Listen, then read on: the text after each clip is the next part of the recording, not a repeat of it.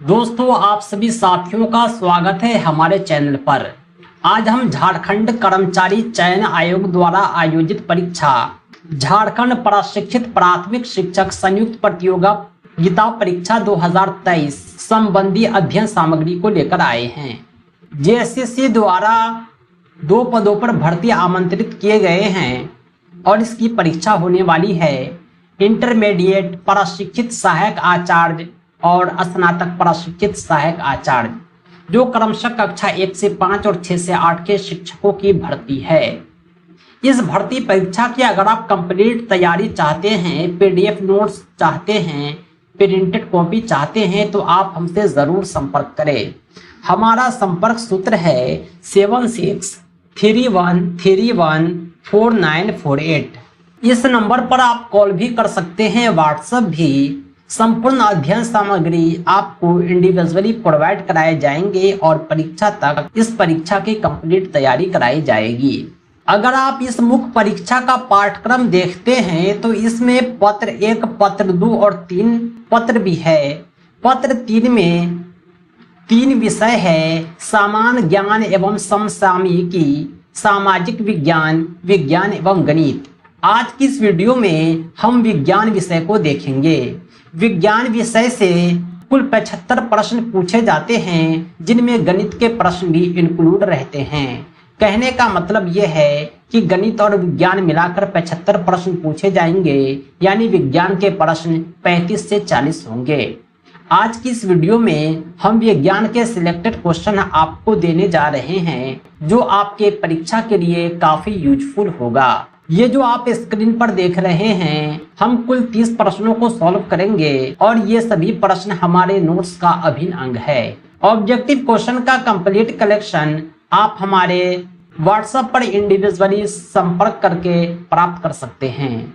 आइए हम प्रश्नों को सॉल्व करते हैं। सबसे पहला प्रश्न है, धोबिया सोडा का रासायनिक सूत्र क्या है? धोबिया सोडा को धोवन सोडा भी कहते हैं, वॉशिंग सोडा या वॉशिंग पाउडर भी कहते हैं। इसका जो रासायनिक सूत्र होता है Na2CO3.10H2O होता है। ये धोवन सोडा का, धोबिया सोडा का रासायनिक सूत्र है। सही जवाब है ऑप्शन बी। निम्नांकित में कौन प्रबल क्षारक है? 4 ऑप्शन को आप देखेंगे, इसमें क्षार कौन है? सभी के सभी हाइड्रोक्साइड है। सबसे प्रबल क्षारक जो होता है सोडियम हाइड्रोक्साइड होता है, NaOH। 3 नंबर क्वेश्चन है, हेमाटाइट निम्नांकित में किस धातु का अयस्क होता है? हेमाटाइट जो होता है लोहा धातु का अयस्क होता है। हेमाटाइट से ही लोहा प्राप्त किया जाता है। 4 नंबर क्वेश्चन है, सल्फाइड अयस्क का साइन निम्नांकित में किस विधि द्वारा किया जाता है? सल्फाइड अयस्क का जो सांद्रण होता है वह निष्पादन विधि द्वारा होता है। अगला क्वेश्चन है 5 नंबर, एक अभिक्रिया दिया गया है 2Zn प्लस O2 जब रिएक्ट करता है तो 2ZnO बनता है। यानी जिंक जब ऑक्सीजन के साथ रिएक्ट किया तो जिंक ऑक्साइड बनाया। यह जो अभिक्रिया है किस प्रकार की अभिक्रिया है? इस तरह की अभिक्रिया को उपचयन अभिक्रिया कहते हैं। ग्लूकोज का आणविक सूत्र क्या होगा?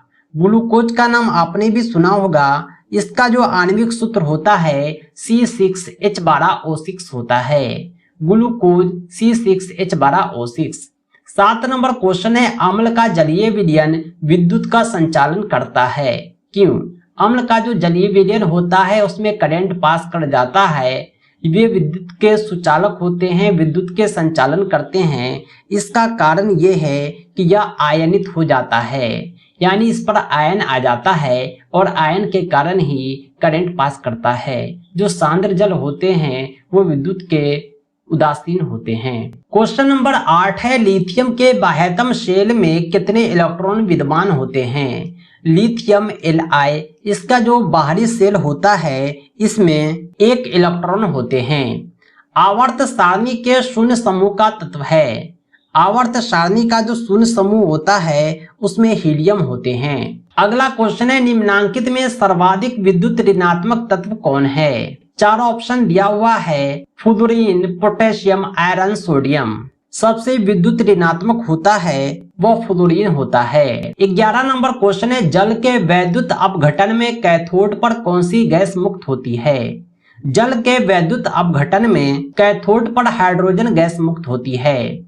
हमारे शरीर का पीएच कितना होता है? हमारे शरीर का जो पीएच मान होता है 7 से लेकर के 7.8 तक होता है। 13 नंबर क्वेश्चन है, निम्नांकित यौगिकों में कौन अम्ल है? H2SO4 को सल्फ्यूरिक अम्ल कहते हैं। यह जो है एक अम्ल है, बाकी सब अम्ल नहीं है। अगला क्वेश्चन है, निम्नांकित में कौन संश्लेषित सूचक है? संश्लेषित सूचक की आपको पहचान करनी है। मेथिल ऑरेंज संश्लेषित सूचक होता है। 15 नंबर क्वेश्चन है, कार्बन डाइऑक्साइड जल से अभिक्रिया करके क्या बनाता है?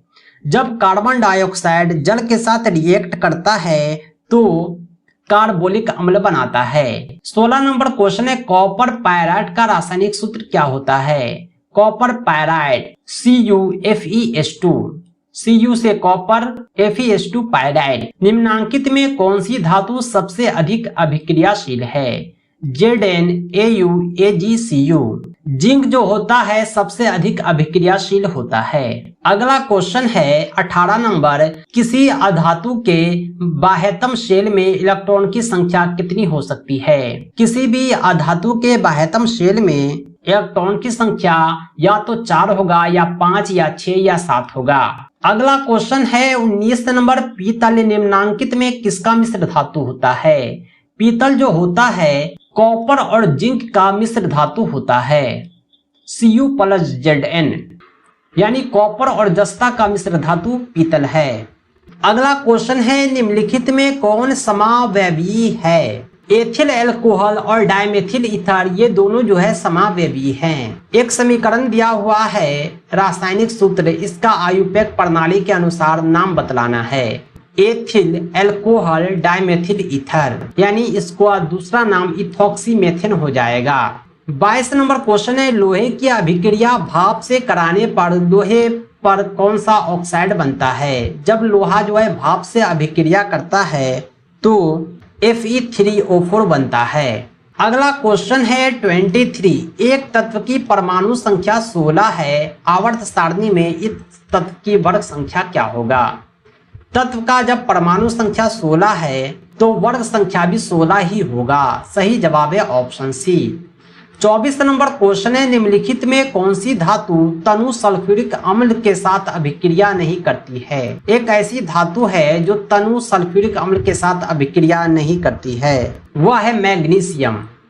Zn जो है SO4 के साथ अभिक्रिया कर जाता है, Cu भी SO4 से अभिक्रिया करता है, Fe भी SO4 से अभिक्रिया करता है, लेकिन MgSO4 आपने नहीं सुना होगा। 25 नंबर क्वेश्चन है, एक मिश्र धातु में 90% Cu 10% टीन है, तो मिश्र धातु का नाम बताएं। कॉपर और टीन जब आपस में मिलता है तो ब्रॉन्ज बनता है। ब्रॉन्ज एक ऐसा मिश्र धातु है जो कॉपर और टीन को मिलाकर बनता है। पीतल तांबा और जस्ता से मिलकर बनता है। सोल्डर टीन और लेड से मिलकर बनता है, यानी टीन और सीसा। अगला क्वेश्चन है 26 नंबर, जिंक सोडियम हाइड्रोक्साइड के साथ प्रतिक्रिया करके क्या बनाता है? जिंक जब सोडियम हाइड्रोक्साइड के साथ अभिक्रिया करता है तो हाइड्रोजन गैस बनाता है। 27 नंबर क्वेश्चन है, निम्नलिखित में कौन सी धातु वायु में उच्च ताप पर गर्म किए जाने पर भी ऑक्सीजन से संयोग नहीं करती? कौन सी धातु वायु में उस ताप पर गर्म किए जाने पर भी ऑक्सीजन से संयोग नहीं करती? वह धातु Ag है। इसे उच्च ताप पर गर्म किया जाता है, फिर भी यह ऑक्सीजन से रिएक्ट नहीं करता। एस्क में उपस्थित अपद्रव क्या कहलाता है? एस्क में जो गंदगी होता है, अपद्रव होता है, उसे गैंग कहते हैं। अगला क्वेश्चन है, निम्नलिखित में किस गुण के कारण धातुओं के तार बनाए जाते हैं? यह गुण चांदी में होता है, उसे खींचकर पतला से पतला तार बनाया जाता है, उसे तन्यता कहते हैं। अगला क्वेश्चन है, ग्लोबल वार्मिंग के लिए उत्तरदायी गैस कौन है? ग्लोबल वार्मिंग के लिए तो बहुत सारे गैस उत्तरदायी हैं, मीथेन भी है और एक कार्बन डाइऑक्साइड भी है।